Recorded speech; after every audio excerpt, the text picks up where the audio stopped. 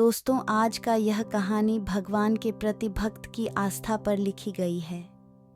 और ये बात तो बिल्कुल सत्य है कि जब कोई भक्त अपने जीवन की नैया भगवान को थमा देते हैं तो भगवान उनको धोखा नहीं देते हैं और उनकी नाव किनारे लगा देते हैं। एक बार की बात है, गांव में दो भाई रहते थे।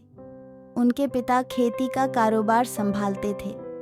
खेती ज्यादा तो नहीं थी, लेकिन उनके घर का गुजारा तो हो जाता था। दोनों भाई बहुत होशियार थे। बड़ा भाई पिता के साथ खेती में काम कराता था और छोटा भाई शहर में काम करता था। बड़ा भाई भगवान का बहुत बड़ा भक्त था। वह हर वक्त और हर एक कार्य को करने से पहले भगवान को याद करता रहता था। लेकिन छोटे भाई यह बिल्कुल भी अच्छा नहीं लगता था। उसका भगवान पर भरोसा नहीं था। वह ये सब एक अंधविश्वास समझता था। दोनों भाई की अभी तक शादी नहीं हुई थी। दोनों भाई बहुत ईमानदारी से अपना काम करते थे। बड़ा भाई सोचता था कि कैसे अपने कारोबार को और ज्यादा क्षेत्र में फैलाया जाए और ज्यादा पैसे कमाकर हम तीनों किसी अच्छी जगह जाकर रहने लगेंगे और दोनों की शादी भी कर लेंगे।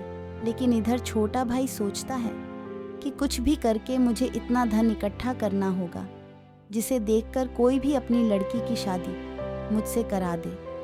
फिर मैं और मेरी पत्नी कहीं दूर जाकर रहने लगेंगे, आराम की जिंदगी जिएंगे। हमारे पिता को तो चिंता ही नहीं है। हमारे दोनों भाइयों की शादी की और किया भी क्या है, पूरी जिंदगी हो गई काम करके, कुछ भी नहीं किया आज तक। एक दिन पिता ने दोनों भाइयों को बुलाया और कहा, मेरे पास दो अनमोल हीरे हैं जो मेरे दादाजी ने तुम्हारे दादाजी को दिया और तुम्हारे दादाजी ने मुझे दिया था और मैंने अच्छी तरह से संभाल कर रखे थे। मैं आज वो दोनों हीरे एक एक दोनों को दूंगा, जिसको बेचकर पैसों की सहायता से अपने अपने दिमाग का उपयोग करके अपना घर बसा लेना। और मुझे पता है कि तुम दोनों बहुत होशियार हो।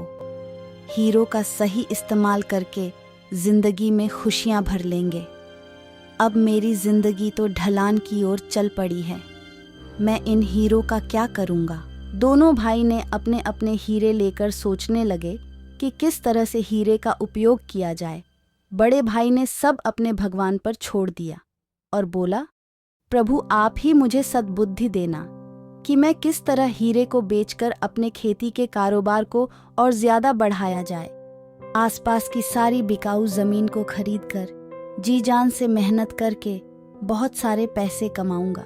पैसों से गांव में एक बड़ा घर बनाऊंगा और इतने में कोई न कोई रिश्ता आ ही जाएगा और शादी करके पिताजी के साथ खुशी की जिंदगी जीने लगेंगे।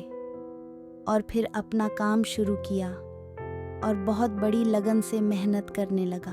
और इधर छोटा भाई सोचता है कि इस हीरे को बेचकर एक बहुत बड़ा घर बनाकर शादी करके पिताजी के साथ आराम की जिंदगी जिएंगे।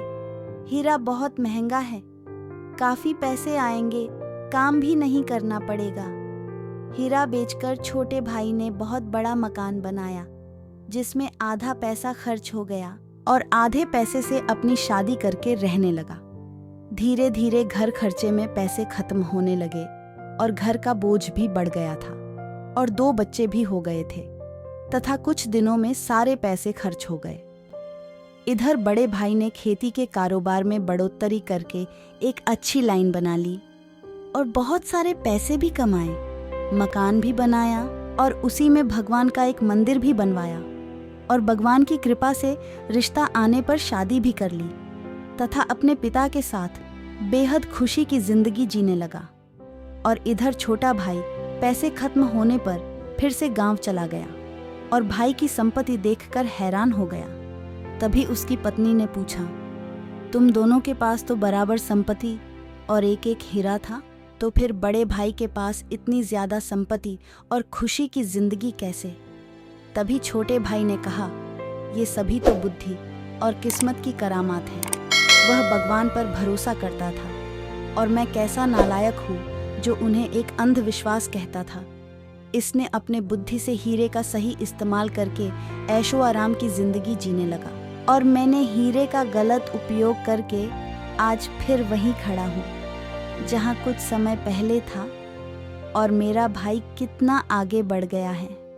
घर के बाहर बड़े छोटे भाई को देखकर बड़े भाई ने उसे घर के अंदर बुलाया और हाल चाल पूछा, तो छोटा भाई उसके सामने रोने लगा। बड़े भाई ने उसके दुख का कारण पूछा और उसके हीरे के बारे जाना, तो बड़े भाई को पहले तो उस पर बहुत गुस्सा आया। पास ही उनके पिताजी खड़े थे। उन्होंने भी छोटे भाई को बहुत सुनाई, लेकिन अब क्या होने का था सो हो गया।